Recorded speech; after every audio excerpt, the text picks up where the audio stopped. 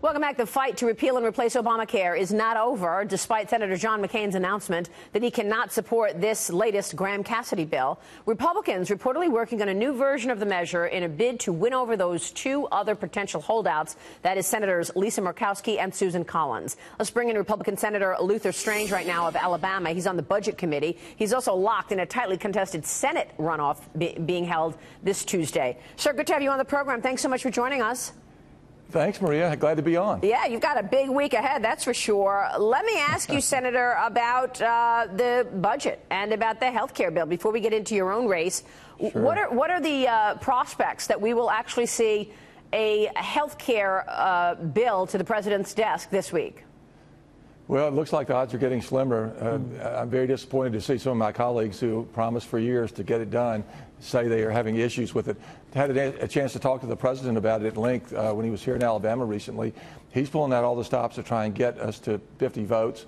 I'm going to do everything I can to convince my colleagues. We've got to deliver on this, Maria, because we've got to turn, as you just pointed out, to tax reform, relief. There's so many things to be done. It's a very frustrating situation. Well, you've got to get through the budget before you even get through tax reform. How does that look right now? I think it looks very good. That's why I'm anxious to get health care dealt with, and we have a limited window to do that. I've been meeting with the Treasury Secretary and others. We have a plan to get tax reform to the Senate floor. I think it's a good plan that'll bring together the House, Senate, and the White House.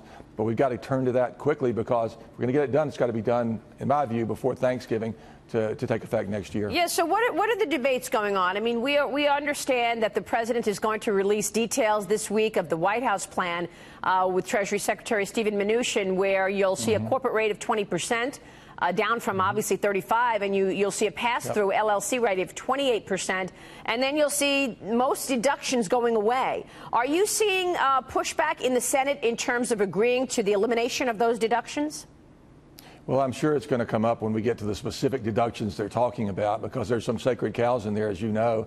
The thing that I like to see is the lower rates, the simplicity that'll be a part of this.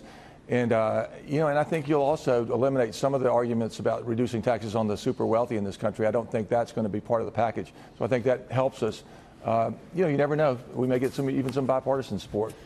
I mean, if the president comes out with a plan to cut the highest rate on an individual from 39.6 to 35%, but you also eliminate the deduction of state and income tax, right, doesn't that offset any cut in rates for the rich?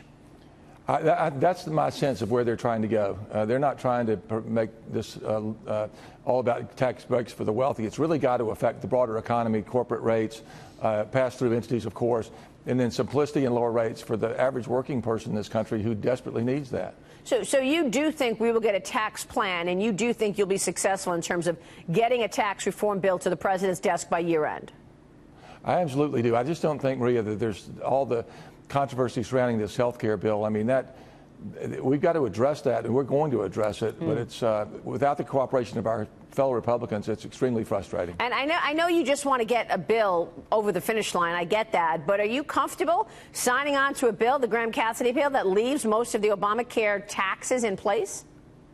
I don't like it at all. I don't like leaving any of those taxes in place, but I'm interested in progress. Right. And there are people hurting in my state right now. That's what I'm keeping my focus on. I can understand. Let's talk about your state. You've got this runoff coming up on Tuesday. We invited Roy Moore on the program so viewers can see both of you. He declined.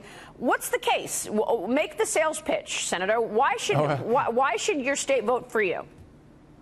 Well, there's just a clear choice between me and my opponent. That's why the President of the United States was here on Friday campaigning for me.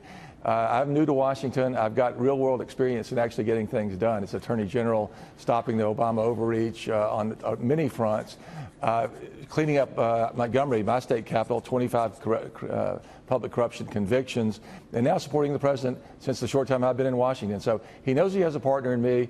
My opponent doesn't want to come on the show, answer questions, not particularly versed in the issues. Really more of a protest candidate, which, Maria, frankly, people are mad at Washington. I share that anger. So he's kind of a proxy candidate for a lot of people that don't like Mitch McConnell or whatever the case may be. But this is about getting things done, and I think we'll turn out our voters on Tuesday and be very successful. In the meantime, I should mention the Vice President will be here in Alabama for me on Monday night. So I like the momentum on the ground here. Well, you certainly have the leadership on your side, but you're still down, Senator, right? So, I mean, the president comes, he does that rally in Alabama for you Friday night, and that's where he made the comments about the NFL, saying, you know, get those SOBs off the field. And that obviously sparked a lot of controversy this weekend. Were you surprised by his comments? Did you know that was coming? I didn't know that was coming, but I wasn't surprised, and it was very well received. And Huntsville, Alabama is one of the most, it's a strong military city, a very patriotic state in Alabama. We support our military.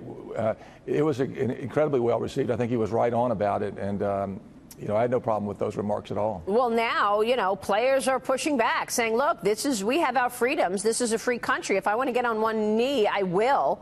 I'm allowed to do that. Well, how do you answer that?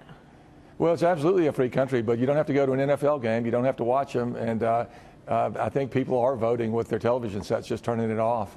The people of our country, in my state particularly, are patriotic, and they'd like to see some people, particularly these advantaged, privileged people with a great opportunity, just show some respect to the flag. That's what they do every day. All right, we will leave it there. Senator, good to talk with you. We'll be watching Tuesday. Thanks so much. Thanks, Maria.